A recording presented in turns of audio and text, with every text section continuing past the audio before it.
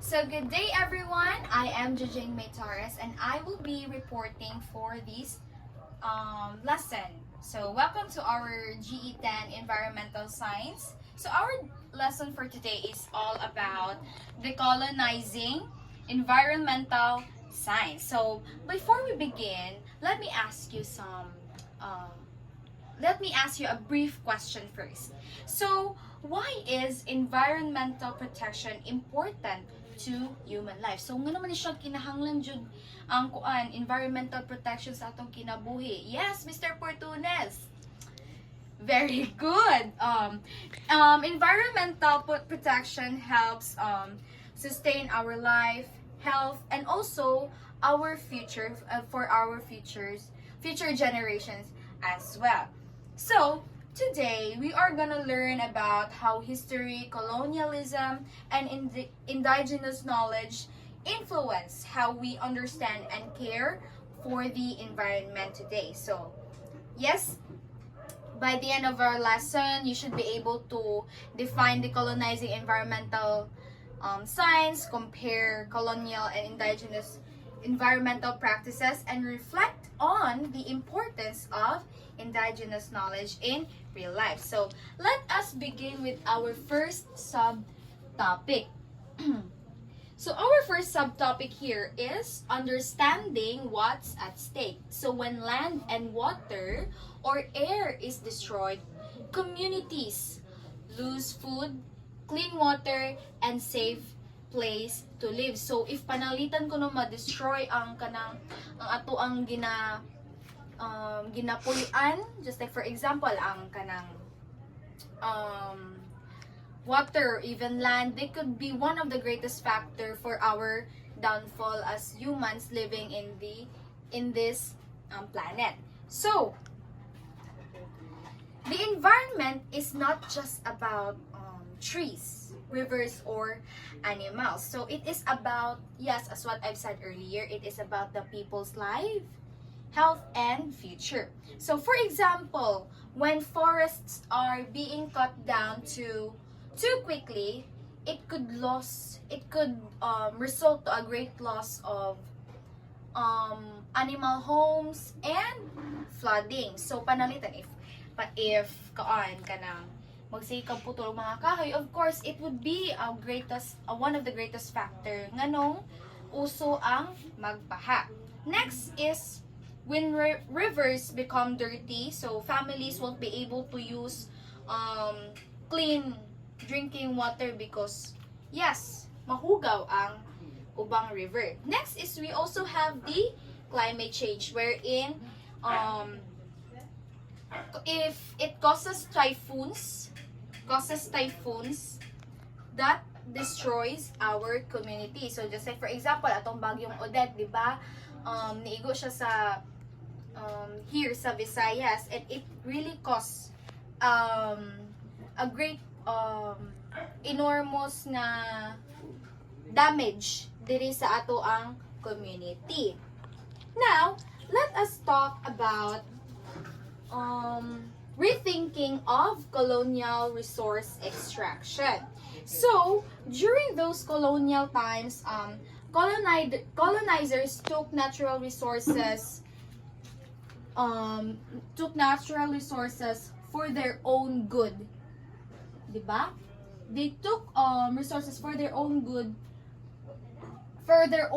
and for their own benefit. So dili siya para sa ubang tawo.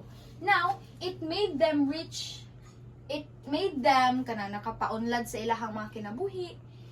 But then ang land nag-cause siya og damage. So wala siya naka-benefit sa mga tawo, sa mga local people. So, example ani is kanang gold and minerals were being mined and rivers became polluted. We also have here the large plantations wherein it focused on export crops instead of local food. So, they use these plantations to grow crops for exports, leaving less land for local foods.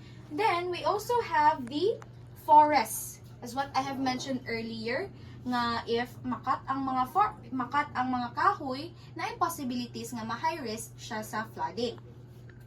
But sadly, even today, some companies still extract resources without thinking about the people or unsay mahitabo sa ilahang mga tawo sa future nga happenings.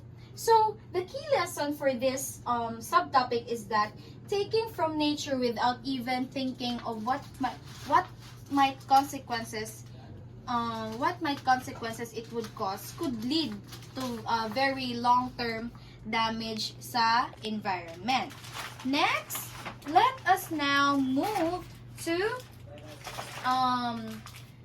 digging up indigenous roots. So in indigenous roots, wherein indigenous people have long protected the land, water, and knowledge passed down for generations. So bali ang ilahang kanang mga nakatunan silang mga elder mapasa dito sa ilahang mga future generations. So indigenous people have protected our nature for the sake of their, as what I've said earlier, for the future generation, using traditional knowledge that could be passed down through time. So, mga indigenous people, they practice certain kinds of practices, such as planting.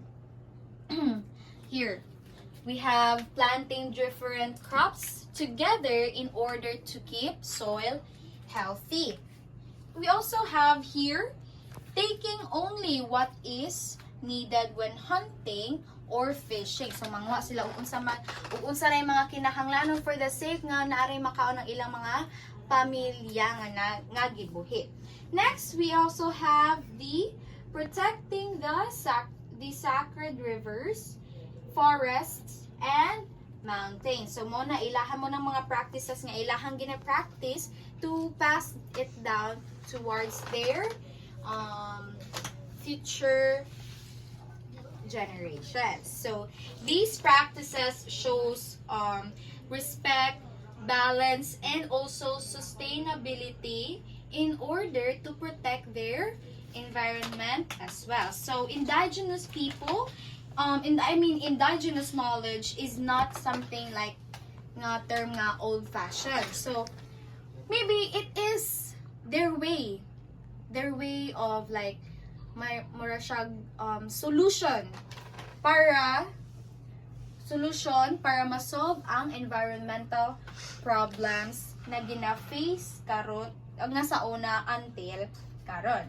Now, let us discuss the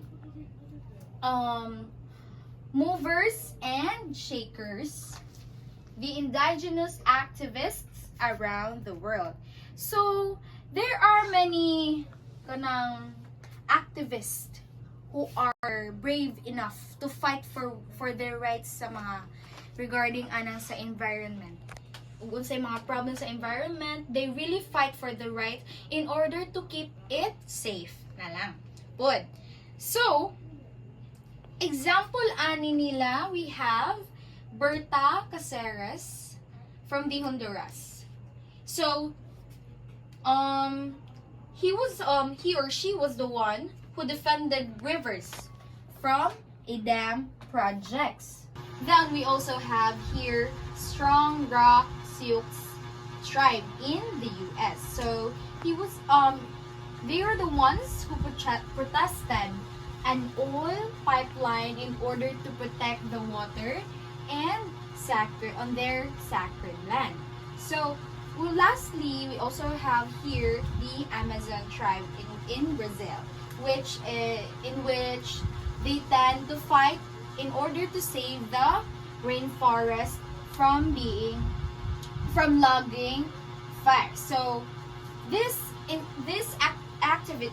activists inspire the world to care even more for our environment and for our Mother Earth. So the key lesson for this subtopic is to learn that the ordinary people could even make extraordinary difference in terms of fighting for what is right and for what is right. Now, that concludes my reporting for this lesson. But first, let me ask you a question. So, through this, how can you promote environmental justice in your community, Miss Romeo? Alright. So, you may promote awareness through teaching sustainability, supporting indigenous voices by means of kanang you could conclude seminars in order to make simple way for the people to be educated in a way nga they could learn to do something nga makaprotect sa ilahang environment. Now, to summarize our lesson, the environmental issues, as what I have mentioned earlier, ang environmental issues nakakos siya of big damage towards people's life. Not just the people's life, but ang kanang ilahang mga panginabuhian o kanang ilahang the way sila mag-function in their daily living. Next, we have the colonial practices. So, ang colonial practices, they often harm nature, right? They harm our environment and even our nature. So, last, we also have here indigenous knowledge that promotes balance and sustainability. So, I have mentioned also earlier that nakatong mga indigenous people, they tend to have certain practices in order to pass it down to their future generations, so for the sake of protecting their land. Now, these indigenous activists, they really inspire us to have a significant change in order to help our environment. So, before ending this lesson, let me provide you some questions you could ponder. First is, who are the people with that deep connections to nature? Kinsa man sila mga tawhana who has deep connections towards nature. We also have what do we call groups with interest in natural resources. Kinsa atong mga tawag atong mga grupo nga nagka interest with the natural resources. And lastly, what is the goal of decolonizing environmental science? So, you could search for what is look for answers in internet by internet, and you could also look for answers throughout our lesson from the knowledge that you have gained. So thank you for listening and participating for my report for this lesson. Thank you and God bless.